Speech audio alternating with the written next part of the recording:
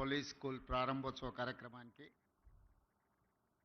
నాతో పాటు ముఖ్య అతిథులుగా విచ్చేసిన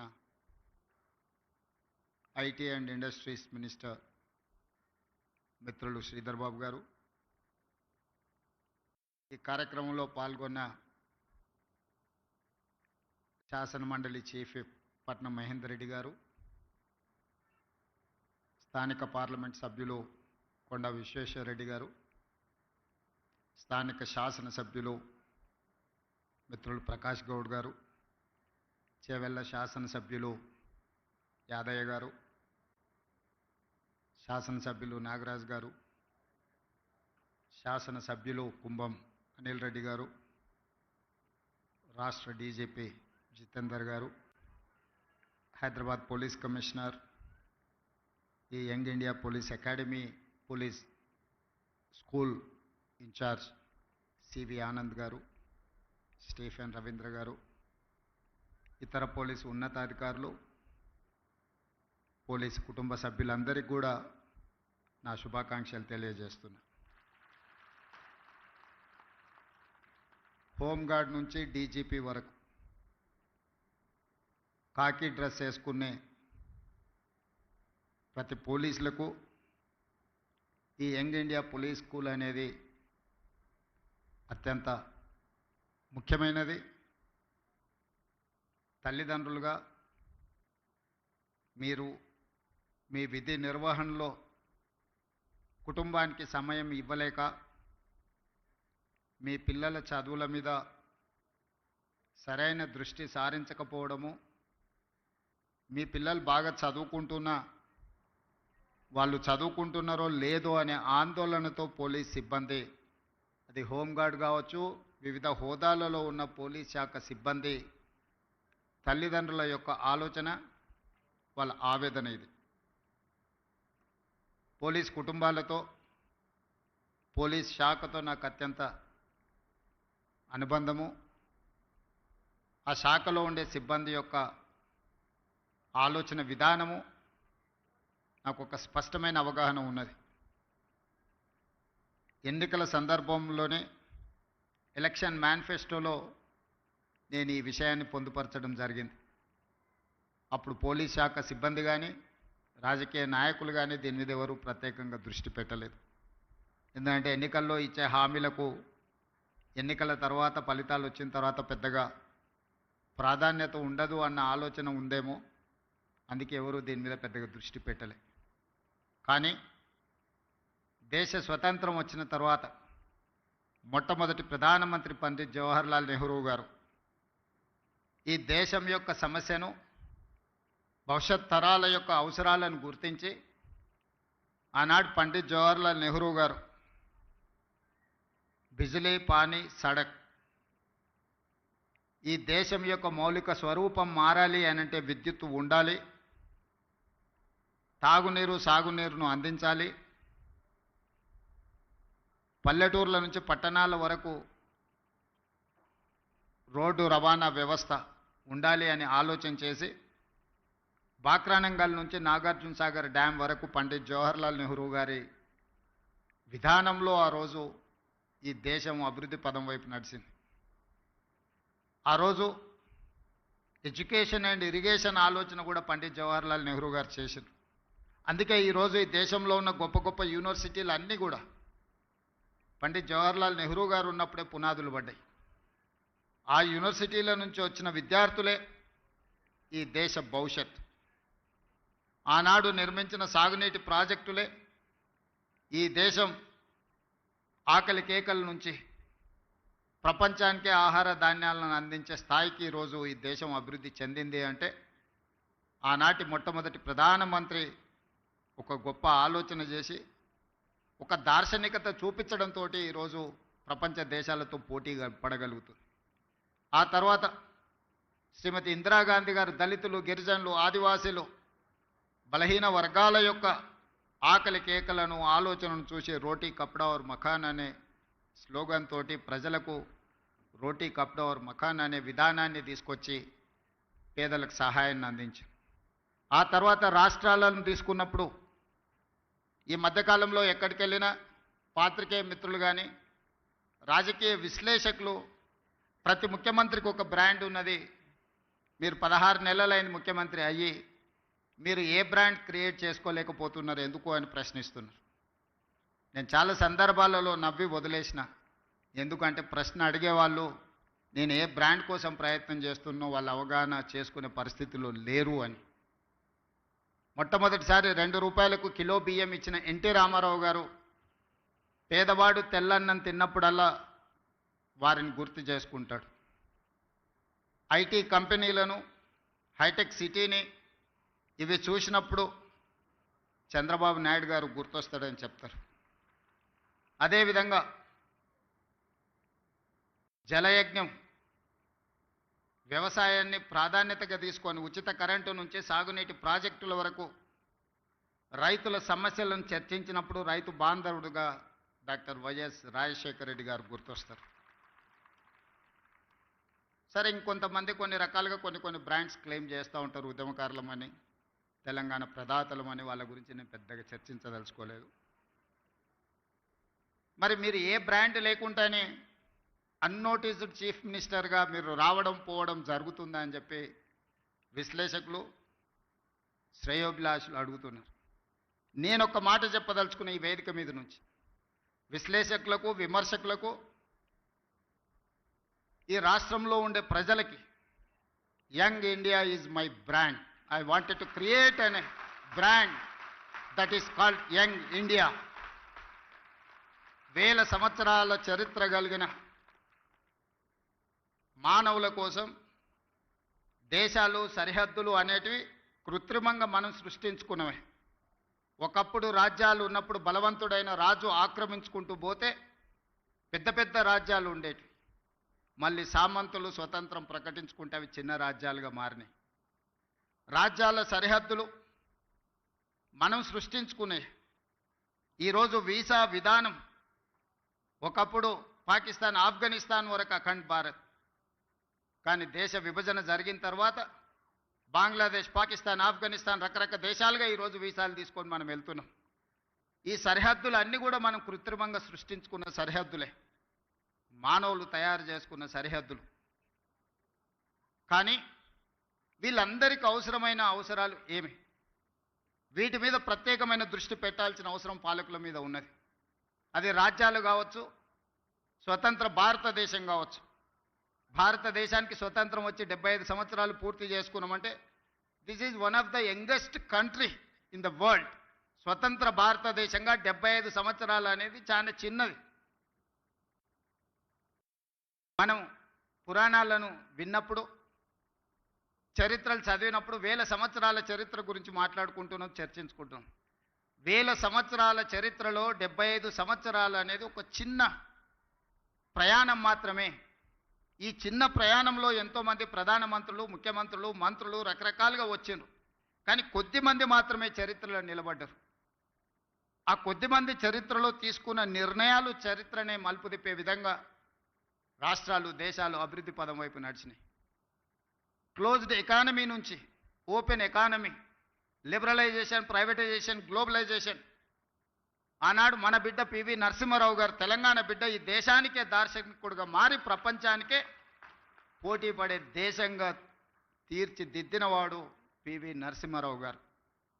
ఈరోజు దేశంలో ఎవరికి ఇష్టం ఉన్నా లేకపోయినా, వారికి నచ్చినా నచ్చకపోయినా పివి నరసింహారావు గారి పేరు తీసుకోకుండా లిబరలైజేషన్, ప్రైవేటైజేషన్, గ్లోబలైజేషన్, ప్రపంచ దేశాలతో భారతదేశం పోటీ పడుతున్న విషయాన్ని ప్రస్తావించలేరు. అది వారి యొక్క విజ్ఞత. ఈ పరిణామ క్రమంలో ఈరోజు ఇక్కడ ఉన్న ఐఏఎస్, ఐపీఎస్ అధికారులతో పాటు ఇక్కడికి వచ్చిన అందరినీ నా సూటి ప్రశ్న, మన భవిష్యత్ తరాలకు ఏం అవసరం ఉందో ఆ ప్రణాళికలు సిద్ధం చేయడమే పాలకులుగా మా మీద ఉన్న బాధ్యత. ప్రజలు మాకు ఇచ్చిన అధికారం మీ మీద పెత్తనం చెలాయించడానికి కాదు. ప్రజలు ఇచ్చిన అధికారం ప్రజలకు ఉపయోగపడాలి. ప్రజల శ్రేయస్సు కోసం మేము విధి విధానాలను సృష్టించాలి. ఆ విధి విధానాలు భవిష్యత్ తరాలకు ఉపయోగపడాలన్న ఆలోచనే మా ప్రభుత్వం యొక్క ఆలోచన, ప్రజాపాలన యొక్క విధానం అని చెప్పి నేను ఈ సందర్భంగా చెప్పదలుచుకున్నాను. అందుకే ఈరోజు ఒక్కొక్కరికి ఒక బ్రాండ్ ఉంది అనేదైతే అంటున్నారు, ఈరోజు నా బ్రాండ్ యంగ్ ఇండియా. అందుకే ఈరోజు యంగ్ ఇండియా స్కిల్స్ యూనివర్సిటీని మనం మొదలు పెట్టుకున్నాం. యంగ్ ఇండియా స్పోర్ట్స్ యూనివర్సిటీని మనం మొదలు పెట్టుకుంటున్నాం. యంగ్ ఇండియా స్పోర్ట్స్ అకాడమీని మనం మొదలు పెట్టుకుంటున్నాం. నేను సౌత్ కొరియా విజిట్ చేసిన ఈ మధ్యకాలంలో మా మిత్రుడు శ్రీధర్ బాబు గారితో. హార్డ్లీ ఆ దేశం యొక్క జనాభా 10 to 12 మిలియన్స్. అంటే ఒక మన హైదరాబాద్లో ఎంత జనాభా ఉన్నారో ఆ దేశం మొత్తం జనాభా 1,20,00,000 మంది. కానీ ఒలింపిక్స్లో 32 మెడల్స్ వచ్చినాయి వాళ్ళకు. భారతదేశానికి గోల్డ్ మెడల్ గుండు 0. 140 కోట్ల జనాభా ఉన్న భారతదేశం ఒలింపిక్స్లో ఒక గోల్డ్ మెడల్ కూడా తేలేదు అని అంటే ఈ దేశం నిజంగా నిశితంగా ఆలోచన చేయాల్సిన అవసరం ఉన్నదా లేదా ఈరోజు పాలకులు ఆలోచన చేయాలి. ఒక చిన్న దేశం. నేను అక్కడ సౌత్ కొరియన్ స్పోర్ట్స్ యూనివర్సిటీ ఒక 30 acres క్యాంపస్, జస్ట్ ఆ స్పోర్ట్స్ అకాడమీని నేను చూడడానికి వెళ్తే అక్కడ ఒక అమ్మాయి కలిసింది నాకు. ఆ అమ్మాయి ఆర్చరీలో 3 గోల్డ్ మెడల్స్ సాధించింది. ఒక కాలేజ్ కిడ్ ఆ దేశం యొక్క ప్రతిష్ట 3 బంగారు పతకాలు సాధించి సౌత్ కొరియాను ప్రపంచ పటంలోనే గొప్పగా నించోబెట్టినప్పుడు 140 కోట్ల జనాభా ఉన్న ఈ దేశం ఒక గోల్డ్ మెడల్ సాధించలేదు అని అంటే నిజంగా ఈరోజు మనం ఏ ప్రణాళికల మీద ఆలోచన చేయాలనో మనందరం విశ్లేషించుకోవాల్సిన అవసరం ఉన్నది. ఇవాళ ఫీ రియంబర్స్మెంట్, ఇతర పథకాలు లేకపోతే మన ఆర్థిక స్తోమత పెరగడం వల్ల తల్లిదండ్రులకు పిల్లల యొక్క విద్య మీద ప్రత్యేకమైన దృష్టి సారించడం వల్ల మన స్పెండింగ్ కెపాసిటీస్ పెరిగినాయి. లేదా మన ఆదాయాన్ని మొత్తం పిల్లల చదువుల కోసమే పెడుతున్నాం. కానీ చదువుకున్న పిల్లలకు చదువుకు తగ్గ ఉద్యోగము, వృత్తి నైపుణ్యం ఉన్నదా అంటే లేదు. There is an gap between demand and supply. ఈరోజు ప్రతి సంవత్సరం మన దగ్గర ఉన్న 175 ఇంజనీరింగ్ కాలేజీల నుంచి 1,10,000 మంది ఇంజనీరింగ్ గ్రాడ్యుయేట్లను తెలంగాణ రాష్ట్రం ఉత్పత్తి చేస్తుంది. ఇందులో నాణ్యత ఎంత అని అంటే ఎవరి దగ్గర దీనికి జవాబు లేదు. Just like that engineering graduate పట్టా తీసుకొని వస్తే వాళ్ళ తల్లిదండ్రులు పాపం గ్రామీణ ప్రాంతాలలో మా పిల్లవాడు ఇంజనీరింగ్ చదువుకున్నాడు, ముఖ్యంగా నా నియోజకవర్గం నుంచి పేదవాళ్ళు వస్తుంటారు, సార్ నువ్వు ముఖ్యమంత్రి గారివి ఎలాంటి పెద్ద కంపెనీలకు చెప్తే మా పిల్లోడికి ఉద్యోగం వస్తుంది. ఆ కంపెనీ వాళ్ళతో మాట్లాడితే వాళ్ళు అతన్ని ఇంటర్వ్యూ చేస్తే ఆయన అప్లికేషన్ ఫామ్ కూడా నింపుకోలేకపోతున్నాడు, సార్ ఏ రకంగా ఉద్యోగం ఇవ్వాలి, మేము ఈ బరువును మోయలేము, మేము ఒక మనిషిని తీసుకుంటే డబ్బులు కాదు, ఆఫీస్లో ఒక కుర్చీ, ఫ్యాను, ఏసీ, అతనికి కావాల్సినవి అన్నీ ఇస్తే ఇట్లా ఒక 10 మంది మా సంస్థలో చేరినంటే మా సంస్థ ఉద్యోగాలు ఇచ్చుడు కాదు, మేము ఉద్యోగాలు ఎత్తుకుంటూ పోవాల్సి వస్తుంది సార్ అని చెప్తున్నారు వాళ్ళు. అందుకే ఈరోజు ఆలోచన చేసి 1,10,000 మంది ఇంజనీరింగ్ గ్రాడ్యుయేట్లను ప్రతి సంవత్సరం తయారు చేస్తున్న తెలంగాణ రాష్ట్రం వాళ్ళకి సాంకేతిక నైపుణ్యం నేర్పించాలి. ప్రపంచ దేశాలలో ముఖ్యంగా మిడిల్ ఈస్ట్ కంట్రీస్లో, డెవలప్డ్ కంట్రీస్లో కూడా చాలా ఆపర్చునిటీస్ ఉన్నాయి. కానీ డిమాండ్ సప్లైలో ఉన్న గ్యాప్తో మనం ఏం చేసుకోలేకపోతున్నాం. అందుకే ఆ గ్యాప్ను ఫిల్ చేయడానికి, డిమాండ్ అండ్ సప్లైలో ఒక బ్రిడ్జ్ బిల్డ్ చేయడానికి యంగ్ ఇండియా స్కిల్స్ యూనివర్సిటీని మనం ప్రారంభించుకున్నాం. Young India skills university public private partnership ఈ దేశంలోనే ఒక బెస్ట్ యూనివర్సిటీని తయారు చేయాలని మన నిర్ణయం తీసుకొని ఆ యూనివర్సిటీకి మహేంద్ర అండ్ మహేంద్ర కంపెనీస్ మీకు అందరికి తెలుసు. ఈరోజు రోడ్ల మీద ప్రతి 4 వెహికల్స్లలో ఒక వెహికల్ మహేంద్ర వెహికల్ ఉంటుంది. ఆ గ్రూప్ ఆఫ్ కంపెనీస్ చైర్మన్ మన young India skills university chairperson. ఒక ప్రైవేట్ కార్పొరేట్ కంపెనీ దిగ్గజాన్ని రాష్ట్ర ప్రభుత్వం ఒప్పించి మన తెలంగాణ రాష్ట్ర ప్రభుత్వం ప్రారంభించుకున్న యంగ్ ఇండియా స్కిల్స్ యూనివర్సిటీకి ఈరోజు చైర్పర్సన్ ఉన్నాడు. ఈరోజు మహేంద్ర యూనివర్సిటీ ఉన్నది ఇక్కడ. సక్సెస్ఫుల్గా వాళ్ళు ఒక అకాడమీని నడపగలుగుతున్నారు. ఆ వ్యక్తినే తెలంగాణ రాష్ట్ర ప్రభుత్వం ఒప్పించి మన యంగ్ ఇండియా స్కిల్స్ యూనివర్సిటీకి ఈరోజు చైర్పర్సన్గా ఉండి 60 ఎకరాలలో ఫ్యూచర్ సిటీలో యూనివర్సిటీని నిర్మించడమే కాకుండా ఒక 500 నుంచి 600 కోట్ల కార్పస్ ఫండ్ ఆ బోర్డుకి ఇవ్వదలుచుకున్నాం. It is autonomous. వాళ్ళు ఏ రూపాయి కూడా రాష్ట్ర ప్రభుత్వం దగ్గరికి రావాల్సిన పని లేదు. ఆ బోర్డులో ఉన్న డైరెక్టర్లు ఈరోజు ఈ రాష్ట్రంలో, ఈ దేశంలో, ఇంక్లూడింగ్ వేదిక మీద ఉన్న పార్లమెంట్ సభ్యులు, అపోలో హాస్పిటల్స్ గ్రూప్, విశ్వేశ్వరరెడ్డి గారి ఫ్యామిలీ కూడా one of the board director in that young India skills university. ఎక్కడ రాజకీయపరమైన ఆలోచన చేయలే. దిగ్గజాలుగా రాణించిన వాళ్ళని బోర్డ్ ఆఫ్ డైరెక్టర్స్గా తీసుకున్నాం. రెడ్డి ల్యాబ్స్ కావచ్చు, అరబిందో కావచ్చు, ఇట్లాంటి కార్పొరేట్ కంపెనీలు సక్సెస్ స్టోరీ ఉన్నోళ్ళు మన young India skills university board of డైరెక్టర్స్గా ఉన్నారు. ఆ బోర్డ్ ఆఫ్ డైరెక్టర్స్కి చైర్పర్సన్గా ఆనంద్ మహేంద్ర ఉన్నాడు. ఈరోజు అదొక సక్సెస్ స్టోరీ కింద ప్రపంచానికే ఒక ఆదర్శంగా స్కిల్ డెవలప్మెంట్లో మనం ఇంతకుముందు స్కిల్స్లో మీకు డిప్లొమా ఉంది, సర్టిఫికెట్ కోర్స్ ఉంది, కానీ డిగ్రీ లేదు. ఇప్పుడు మన యూనివర్సిటీ నుంచే డిగ్రీ ఇస్తున్నాం. ఎందుకంటే వాళ్ళు ఫ్యూచర్లో వాళ్ళు మాస్టర్స్ చదవాలంటే డిగ్రీ సర్టిఫికెట్ లేకపోతే వాళ్ళు ఫర్దర్గా చదవలేరు. అందుకే ఆలోచన చేసి ఆ యంగ్ ఇండియా స్కిల్స్ యూనివర్సిటీలో చదువుకున్న వాళ్ళకు 4 years కోర్స్ కంప్లీట్ చేస్తే వాళ్ళకు డిగ్రీ సర్టిఫికెట్ ఇచ్చి ఇతర దేశాలలో మాస్టర్స్ చదువుకోవడానికి వాళ్ళకు అవకాశం కల్పించినాం. థియరీనే కాకుండా 50% ఆఫ్ ద అకాడమిక్ టైంలో ప్రాక్టికల్స్ ఆయా కార్పొరేట్ కంపెనీలే డైరెక్ట్గా తీసుకొని వాళ్ళ కంపెనీలలో వాళ్ళకి ట్రైనింగ్ ఇచ్చి డైరెక్ట్ రిక్రూట్మెంట్. ఈరోజు స్కిల్స్ యూనివర్సిటీలో శిక్షణ పొందే వాళ్ళను డైరెక్ట్గా ముందుగానే కార్పొరేట్ కంపెనీలు వాళ్ళ దాంట్లో అబ్జర్వ్ చేసుకుంటున్నారు. సో ఈ మధ్య ఫస్ట్ బ్యాచ్ తీసుకున్నారు, అందరికి ఉద్యోగాలు వచ్చినాయి. అందరికి ఎంతమంది చేరారో 100% యంగ్ ఇండియా స్కిల్స్ యూనివర్సిటీలో జాయిన్ అయిన ప్రతి యువకుడికి యువతికి ఈరోజు ఉద్యోగ భద్రత ఉన్నది. వాళ్ళకి సిలబస్ నుంచి శిక్షణ వరకు ఆ కార్పొరేట్ కంపెనీలే బాధ్యత తీసుకున్నాయి. ఉద్యోగ భద్రతను ఆ కార్పొరేట్ కంపెనీలే కల్పిస్తున్నాయి. అదే కాకుండా ఈరోజు యంగ్ ఇండియా స్పోర్ట్స్ యూనివర్సిటీని కూడా మనం as a policy we have taken a decision. ఇప్పుడు ఆ young India sports university sports అకాడమీకి కూడా ఈ దేశంలో ఉండే పెద్ద కార్పొరేట్ కంపెనీలు అందరినీ చేసి పెద్ద కంపెనీల యజమానులే ముందుకు వచ్చారు ఆ బోర్డుకి లేకపోతే ఆ యూనివర్సిటీకి చైర్పర్సన్కి ఉంటామని.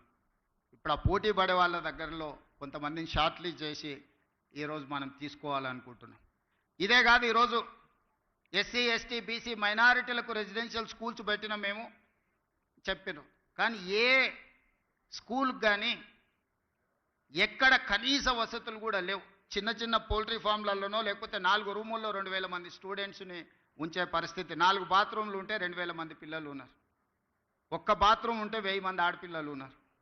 ఇట్లాంటి పరిస్థితుల్లో మన దగ్గర ప్రారంభించిన SC ST BC minority residential schools ఏవైతే ఉన్నాయో వాటన్నిటిని కూడా నిశితంగా గమనించి young India integrated residential schools అని ఒక 25 acres క్యాంపస్ విత్ 200 crores డెవలప్మెంట్తోని మొన్ననే 58 స్కూళ్ళకు పర్మిషన్ ఇచ్చిన ప్రతి నియోజకవర్గంలో ఒక young India integrated residential schools where they can study more than 2500 students in one campus. SC ST BC minority and other స్టూడెంట్స్ని ఒక కార్పొరేట్ స్కూళ్ళతో కార్పొరేట్ కాలేజీలతో ఒక యూనివర్సిటీతో పోటీ పడే విధంగా 25 ఎకరాలల్లో ఇన్ఫ్రాస్ట్రక్చర్ కోసం ఈచ్ స్కూల్కి 200 crores మొన్ననే 11,500 crores మన బడ్జెట్లో ఫండ్స్ రిలీజ్ చేసిన. ఎందుకంటే ఈ దేశం భవిష్యత్తు తరగతి గదుల్లో ఉన్నది. తొందరలోనే నిన్న మొన్న బేసిక్ ఎడ్యుకేషన్లోనే గవర్నమెంట్ విధానంలో ఒక చిన్న అస్పష్టత ఉన్నదని నాకు అనిపించింది. నిన్న మొన్న ఎక్స్పర్ట్స్తోని ఎడ్యుకేషన్ కమిషన్తోని జయప్రకాష్ నారాయణ లాంటి వాళ్ళతో చాలామందితో నేను చర్చలు చేసిన. ప్రైవేట్ స్కూల్కి గవర్నమెంట్ స్కూల్కి ఉన్న తేడా ఏంది? ఈ దేశంలో ఈ రాష్ట్రంలో 29,500 గవర్నమెంట్ స్కూల్స్ ఉంటే 18,50,000 మంది స్టూడెంట్స్ ఉన్నారు. కానీ ప్రైవేట్లో 11,500 స్కూల్స్ ఉంటే 36 లక్షల మంది స్టూడెంట్స్ ఉన్నారు. కానీ టీచర్స్ ఎడ్యుకేషన్ క్వాలిఫికేషన్ చూపిస్తే గవర్నమెంట్ స్కూల్స్లో ఉన్న వాళ్ళు ఫార్ బెటర్, హైయెస్ట్ క్వాలిఫికేషన్ ఉంది గవర్నమెంట్లో ఉన్న వాళ్ళకి. ఎంఏ పీజీలు పిహెచ్డీలు చేసిన వాళ్ళు ఉన్నారు, ఎంఏ బిఎడ్ చేసిన వాళ్ళు ఉన్నారు. వేరాజ్ in private schools hardly graduates ఉంటే కూడా ఎక్కువగా ఉన్నది. కానీ 11,500 ప్రైవేట్ స్కూళ్ళల్లో చదువుకుంటున్న విద్యార్థులు 36 లక్షల మంది అయితే 29,500 స్కూల్స్ ఉన్న గవర్నమెంట్లో చదువుకుంటున్నది 18.5 లక్షల మంది విద్యార్థులే చదువుకుంటున్నారు. మన విద్యా విధానంలో లోపం ఎక్కడుందని నేను ఆలోచన చేస్తే 5 years కంప్లీట్ అయిన వాళ్ళనే ఫస్ట్ క్లాస్లో స్కూల్కు పంపాలని గవర్నమెంట్ స్కూల్స్ డెసిషన్ తీసుకుని, whereas in private schools nursery UKG LKG 3 years complete అయినప్పుడే 3+కి నర్సరీ, 4+కి యూకేజీ, 5+కి ఎల్కేజీ, ఆ తర్వాత ఫస్ట్ క్లాస్ నుంచి. సో ఇనీషియల్గానే తల్లిదండ్రులు వాళ్ళ పిల్లల్ని ప్రైవేట్ స్కూల్కి పంపించిన తర్వాత ఫస్ట్ క్లాస్కి మళ్ళీ తీసుకొచ్చి గవర్నమెంట్ స్కూల్లో చేర్పించే విధానమే మనం మొత్తం దెబ్బతినిపోయినాము. అందుకే ఈరోజు ఆలోచన చేసినాం, బేసిక్స్లోనే ప్రభుత్వము విద్యార్థులను చేర్చుకోకపోవడం వల్ల 3 సంవత్సరాలు ప్రైవేట్ స్కూల్లో నర్సరీ యూకేజీ ఎల్కేజీకి పోయిన తర్వాత ఫస్ట్ క్లాస్కి మళ్ళీ గవర్నమెంట్ స్కూల్స్కి వచ్చే అవకాశం చాలా తక్కువ ఉంది. కాబట్టి దీనికి పరిష్కారం నర్సరీ యూకేజీ ఎల్కేజీ గవర్నమెంట్ ఆధ్వర్యంలో పెట్టుకొని ప్రైవేట్ పిల్లలకి ఎట్లయితే ట్రాన్స్పోర్ట్ ఫెసిలిటీ ఎట్లయితే ఇస్తున్నారో ఫ్రీ ఆఫ్ కాస్ట్ మనం ట్రాన్స్పోర్ట్ ఫెసిలిటీతో పాటు బ్రేక్ఫాస్ట్ లంచ్ ఈవినింగ్ స్నాక్స్ కూడా ఈ పిల్లలకి ఇచ్చి ఒక ప్లే స్కూల్ని రన్ చేయాలా. ప్రతి దగ్గర పేదోళ్ళు ఎవరైతే ఉన్నారో మారుమూల పల్లెల్లో తండాలలో ఉండే పిల్లలకు ఒక మంచి ఎడ్యుకేషన్ ఇవ్వాలి అని ఈ మధ్యలోనే నిర్ణయం తీసుకున్నాం. తొందరలోనే ఇప్పుడు ఫస్ట్ క్లాస్ నుంచి ఉండే విద్యా విధానాన్ని నర్సరీ ఎల్కేజీ యూకేజీ వీటన్నిటిని కూడా ఒక కంపోజిషన్ కింద తీసుకొని ఈ ప్రీ స్కూల్ని కూడా ఈరోజు మనం గవర్నమెంట్లో ప్రారంభించుకోవాలనుకుంటున్నాం. ఈరోజు ఈ పోలీస్ స్కూల్ కూడా చాలామంది మా army school, Sainik school, national defence academy నుంచి వచ్చినాం. రకరకాల బ్రాండింగ్ అంటే దేశ సేవలో ఉన్న దేశ రక్షణలో ఉన్న సిబ్బంది డిఫెన్స్ కానీ నేవీ కానీ ఆర్మీ కానీ వాళ్ళ స్కూల్స్ చాలా గొప్పగా చెప్పుకుంటున్నారు. ఆ స్కూల్లో చదవడమే ఒక గొప్ప అవకాశంగా తల్లిదండ్రులు భావిస్తున్నారు. ఆ స్కూల్లో ఉండే పిల్లలు చాలా గొప్పగా వాళ్ళు చాలా గర్వంగా చెప్పుకుంటున్నారు. నేషనల్ డిఫెన్స్ అకాడమీ నుంచి వచ్చిన, ఆర్మీ స్కూల్ నుంచి వచ్చిన, సైనిక్ స్కూల్ నుంచి వచ్చిన అని. కరెక్ట్, వాళ్ళు బాగున్నారు కాబట్టి చెప్పుకుంటున్నారు. మరి పోలీస్కి ఏమైందని నేను అడుగుతున్నా. మనం కాంపీట్ చేయలేము వాళ్ళతోటి? మనకు శక్తి లేదా? మనకు విజన్ లేదా? పోలీస్ స్కూల్ ఎందుకు కాంపీట్ చేయొద్దు? ఎన్డీఏ స్కూల్తో మనం పోటీ పడలేమా? ఆర్మీ స్కూల్తో మనం పోటీ పడలేమా? వాళ్ళకి ఇస్తున్న ఇన్ఫ్రాస్ట్రక్చర్ గవర్నమెంట్కి ఇవ్వడానికి గవర్నమెంట్కు ఉన్న 3 లక్షల కోట్ల బడ్జెట్లో ఇది ఒక పెద్ద లెక్కన. అందుకే ఈరోజు నేను స్పష్టంగా ఆలోచన చేసి ఇక్కడ వేదిక మీద ఉన్న ఉన్నతాధికారులతో పాటు ఇక్కడ ఉన్న పోలీస్ సిబ్బంది, హోంగార్డ్ నుంచి డీజీపీ వరకు ఉన్న పోలీస్ సిబ్బంది నేను అడుగుతున్నా, మీ బ్రాండ్ మీరు క్రియేట్ చేసుకోండి. ఎక్కడైనా మీ పిల్లలు కలిస్తే నేను పోలీస్ స్కూల్లో చదువుకుంటున్నాను చెప్పుకునే విధంగా ఈ స్కూల్ని తీర్చిదిద్దాలి. మీకు ఏం కావాలనో గవర్నమెంట్ మీతోనుంది, మీ ముఖ్యమంత్రి మీతోనున్నాడు. మీకు నిధులు కావచ్చు, అనుమతులు కావచ్చు, ఏం కావాలన్నా కేజీ టు పీజీ వరకు మీ పోలీస్ స్కూల్ని మీరు తీర్చిదిద్దుకోండి. నేను ఉన్నంతకాలం మీకు నిధులకు కానీ అనుమతులకు కానీ ఎలాంటి ఇబ్బంది రాదు అని నేను మీకు మాటిస్తున్నా. ఎందుకు మీ పిల్లలు ఆత్మ న్యూనత భావంతో బాధపడాలి? మా తల్లిదండ్రులు పోలీసు ఉద్యోగాలు చేసుకుంటున్నారని చెప్పుకోవడానికి ఎందుకు వాళ్ళు వెనుకంజ వేయాలి? ఈ సమాజంలో అందరికంటే ఎక్కువగా సేవలు అందిస్తున్నది, అందరికంటే ఎక్కువగా రక్షణ కల్పిస్తున్నది, అందరికంటే ఎక్కువగా పేదలకు ఉపయోగపడుతున్నది పోలీస్ శాఖ. కానీ అది ఎందుకు మీరు మీ బ్రాండింగ్ మీరు ఎందుకు చెడగొట్టుకుంటున్నారని నేను అడుగుతున్నాను. అల్టిమేట్గా ఏ ఆఫీసర్ అయినా, ఏ చిన్న చిరుద్యోగి అయినా వాళ్ళ జీవితం అంతా కష్టపడేదంతా వాళ్ళ పిల్లల కోసమే కదా. ఆ పిల్లలు మంచిగా చదువుకొని ఈ దేశానికి నాయకత్వం వహించే నాయకులుగానో, ఈ దేశ నిర్మాణంలో పనికొచ్చే అధికారులుగానో రాణిస్తే అంతకంటే తల్లిదండ్రులుగా మీకు ఏముంటుంది సంతోషం అని నేను అడుగుతున్నా. అందుకే ఈ పోలీస్ స్కూల్ మన అందరి బాధ్యత. దీన్ని తీర్చిదిద్దడం అనేది మన సోషల్ రెస్పాన్సిబిలిటీ. నేను విశాల్ గోయల్కి నేను సూచన చేస్తున్నా. ఎందుకంటే సిలికాన్ వ్యాలీతో పోటీ పడే విధంగా షామీర్పేటలో ఫార్మా సైడ్ వీళ్ళు ఒక ఇన్ఫ్రాస్ట్రక్చర్ అంతా క్రియేట్ చేసిండ్రు. ఈరోజు ఫార్మా అంటేనే ఈరోజు వ్యాక్సిన్లో కానీ బల్క్ డ్రగ్లో కానీ హైదరాబాద్ తెలంగాణకు ఉన్న ఇంపార్టెన్స్ మీకు అందరికీ తెలుసు. అందుకే కార్పొరేట్ కంపెనీలతో మాట్లాడండి. ముఖ్యమంత్రిగా నేను అనుమతిస్తున్న డీజీపీ గారికి, సివి ఆనంద్ గారికి, ఇక్కడ ఉండే ఐటీ కంపెనీల నుంచి ఫార్మా కంపెనీల వరకు పిలిచి మాట్లాడండి. వాళ్ళ కార్పొరేట్ సోషల్ రెస్పాన్సిబిలిటీ ఫండ్స్ని పోలీస్ స్కూల్లో డిపాజిట్ చేసే విధంగా వాళ్ళని మీరు మాట్లాడండి. ఈరోజు ఇంత ప్రశాంతంగా ఇన్ని వేల కోట్ల టర్నోవర్ ఉన్న కంపెనీలు సైబరాబాద్ కమిషనరేట్ పరిధిలో నడుస్తున్నాయంటే పోలీసు రక్షణ లేకుండా, పోలీసు భరోసా లేకుండా ఈ సంస్థలన్నీ నడుస్తున్నాయా? మరి వాళ్ళ కార్పొరేట్ సోషల్ రెస్పాన్సిబిలిటీ అని అంటే పోలీసు పిల్లల చదువులకు అవసరమైన సహాయం అందించడం వాళ్ళ బాధ్యత కాదా? అందుకే ఈరోజు ప్రభుత్వ పరంగా ఎవరితో మాట్లాడాలో నాకు చెప్పండి. ఎవరితో అయినా నేను మాట్లాడతాను. మీ ఇన్ఫ్రాస్ట్రక్చర్ కాకుండా ఒక 100 కోట్లు మీ కార్పస్ ఫండ్ క్రియేట్ చేసుకొని ప్రతి రూపాయి కోసం గవర్నమెంట్ వైపు చూడొద్దు. బోర్డ్ ఆఫ్ డైరెక్టర్స్ కూర్చొని 100 crores మీ దగ్గర ఉంటే అందులోకి వెళ్ళి ఎవ్రీ ఇయర్ మీరు అకాడమిక్ ఇయర్ ప్లాన్ చేసుకోండి. ఆ బడ్జెట్ల నుంచి ఎట్లా ఖర్చు పెట్టుకోవాలో మీరే సొంతంగా నిర్ణయం తీసుకోండి. కార్పస్ ఫండ్ క్రియేట్ చేయడానికి అవసరమైన అనుమతులు ఏం కావాలో నాకు చెప్పండి. ఆ అనుమతులన్నింటినీ ఇచ్చే బాధ్యత నాది. యంగ్ ఇండియా అనే title, I have not created this title. Mahatma Gandhi has created this title 1921 నుంచి 1930 వరకు, 1931 వరకు 10 years స్వతంత్ర పోరాటంలో ఒక పత్రికను నడిపిండు. ఆ పత్రిక పేరు young India. That was the voice of India. ఈ భారతదేశం యొక్క ఆత్మ యంగ్ ఇండియాలో ఉంది. యంగ్ ఇండియా సృష్టికర్త మహాత్మా గాంధీ. ఆ స్పిరిట్ నుంచే, ఆ స్ఫూర్తి నుంచే ఈరోజు యంగ్ ఇండియా బ్రాండ్ తెలంగాణ రాష్ట్రంలో క్రియేట్ చేసుకున్నాం. అందరు ముఖ్యమంత్రులకు ఏవైనా వ్యవసాయం ఉండొచ్చు, సాగునీరు ఉండొచ్చు, భోజనం పెట్టి ఉండొచ్చు. My brand is education and employment. ఈ దేశ భవిష్యత్తే తరగతి గదుల్లో ఉందని సంపూర్ణంగా నేను నమ్ముతున్నా. ఈ తరగతి గదులను బలంగా నిర్మించినప్పుడే ఈ దేశ భవిష్యత్తు ఉజ్వలంగా ఉంటుంది. Health, education and employment is my brand. Young India is my brand. దీనికి అన్ని రకాలుగా మా ప్రభుత్వం మీకు సహకారాన్ని అందిస్తుంది. తక్కువ సమయంలో ఇంత మంచి క్యాంపస్ని క్రియేట్ చేసినందుకు అందరినీ మనస్ఫూర్తిగా అభినందిస్తూ, పోలీస్ శాఖ సిబ్బందికి అందరికి సూచన చేస్తున్నాం, మీ పిల్లల్ని ఇక్కడ చేర్పించండి. వీలైనంత మేరకు మీ పిల్లల్ని ఇక్కడ చదివించుకోవడం ద్వారా మీ పిల్లల భవిష్యత్తును తీర్చిదిద్దుకోండి. గోయింగ్ ఫార్వర్డ్ ఏ విధంగా వాళ్ళకి ఇంకా మెరుగైన వసతులు ఏర్పాటు చేయాలనో అన్నిటినీ ఆలోచన చేద్దాం. ఎడ్యుకేషన్ విషయంలో ఏమాత్రం కాంప్రమైజ్ కాకండి. మనం నిర్మాణం చేసుకుందాం.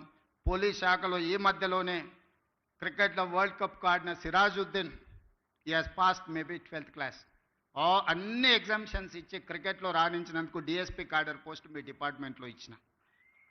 బాక్సింగ్ ఛాంపియన్ నిఖత్ జరీన్, ఒక అమ్మాయి బాక్సింగ్ ఛాంపియన్ అయినందుకు ఆ అమ్మాయికి కూడా డిఎస్పీ ఉద్యోగం ఇచ్చినాం పోలీస్ శాఖలో. సో ఈరోజు ఒక సిరాజుద్దీన్, ఒక నిఖత్ జరీన్ చదువులో కాదు క్రీడల్లో రాణించినా కూడా గ్రూప్ 1 క్యాడర్ డిఎస్పీ పోస్టులు వచ్చినాయంటే మీరు మీ పిల్లలకు ఆ స్ఫూర్తిని ఇవ్వండి.